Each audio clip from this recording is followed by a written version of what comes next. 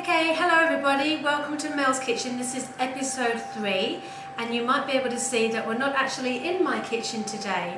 We're in my mum's kitchen. This is mum's kitchen. Hello. She lives a couple of hours away. Her name's Judy. She lives a couple of hours away from where I live, so we've come here today and we decided that we'd do some cooking together and put it up for you on YouTube as well. So what are we going to make, Mum? Profiteroles with chocolate sauce to start for one of the things. Okay, and then for episode 4, we'll still be with Mum. That'll be our main course tonight. What are we having for tea tonight? Veal and marsala sauce. I don't make that sort of thing at home because my family aren't really into saucy things. Although they did enjoy the quiche that we made and also the chocolate casserole. That went down like a treat. So Well, I don't eat all this sort of thing all the time. I do it when Mel comes up. See, because I'm special. Yeah. Okay, so what do we do? 75 grams of butter and add a cupful of water. I'm actually assisting by watching. And then you put it to melt. So we've got 75 grams of butter and we've just put it on the stove With a cupful of water. with a cupful of water. The butter is butter and not margarine. Not margarine, no cheating. So we've got to wait. Got to wait until it melts. So that's on at the moment. So when that melts, we'll let you, what happens after that? Put a cupful of plain flour in. Into the saucepan. Okay, so we're just going to let this melt because unfortunately you only get 10 minutes on YouTube, so we'll try and do this as quickly as we can. We'll be back with melted butter and water. So we just thought we'd show you inside the pan. We've just got the margarine melting and also the water. And that lovely meat that you see on the side, that's going to be for our dinner. Covered up the price. It was very expensive, Right. so No, we've it covered up wasn't. the No, it was price. cheap, No, actually. it wasn't too expensive. Special. Right, now while it's boiling, we add in the plain flour because it's boiling. So what are we actually doing here as part of the profiterole? Making the choux pastry.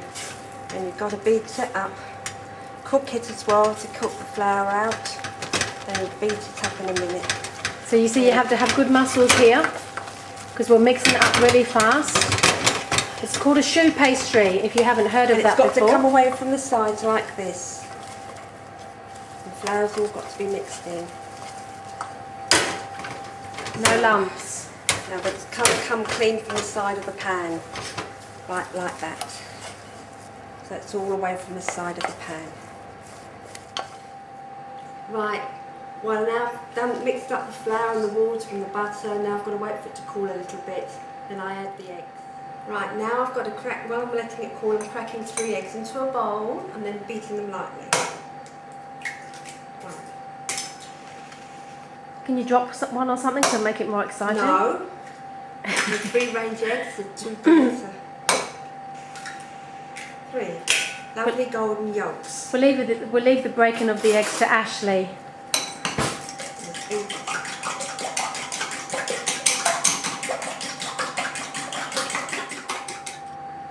Now it's cooled a little bit and I add the eggs a little bit at a time. Says me. You've just got to beat it up. Until it's all in this.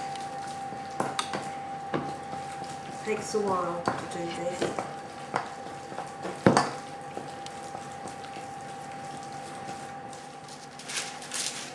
Okay, so we've added all the eggs. And you can see here that I've just mixed this like this to a really smooth, oh well Mum might have done it. But anyway, you can see there, it's all nice and no lumps. Okay, what we're doing now. Then we put a spoon, and you can pipe this bump, I have got a piping bag, so try and make little small dobs onto here. This is what the poor man does, instead of using those piping bags. Well, I can use the piping bags, but I've never been successful doing this with piping bags. I love those piping bags, I haven't used one for ages. That's You go crazy with them. So we're just putting pretty much dollops onto a baking tray. not very We might just, professional. that's all right, we'll just show. So Mum's just putting them onto a baking tray, just like pretty much teaspoonfuls. Yeah, about that. And they'll just form their own shape, won't they? Yeah. When they they go should. They should rise. They should rise, and Should. I've had profiteroles many times. I have done them before. And if I can say a compliment about Mum, she does the best profiteroles. I know you said it probably won't work now. So hopefully this will prove true today. Right, now that's all done. Now we put them in the oven for about 20 to 30 minutes. No, yeah, 15 to 20 minutes until they're puffed up and golden. So What's the temperature? at about 220 in a hot oven. Very hot, 220, very hot oven. Roughly 200, 220. Depends on your oven. And how long? 15 to 20 minutes? 15 to 20 minutes. Or until puffed up and golden. Puffed up, golden brown. So, obviously we won't expect you to sit and watch us for 20 minutes while we have a nice cup of tea and some chocolate while we wait for those to cook. So we'll be back after we've, maybe we'll have a cocktail now, eh? Okay. Right, these have been in 20 minutes and you can see how puffed up and golden they are. The other lot will be out soon. These have got to get really cool now, cold. And then we have to fill them with cream and cover with chocolate. So is that a mock cream that we're using? No, I don't use mock creams. Mock is a banned word, isn't it? You've got to use cream, you've got to use cream. Okay, looks like we're not dieting today.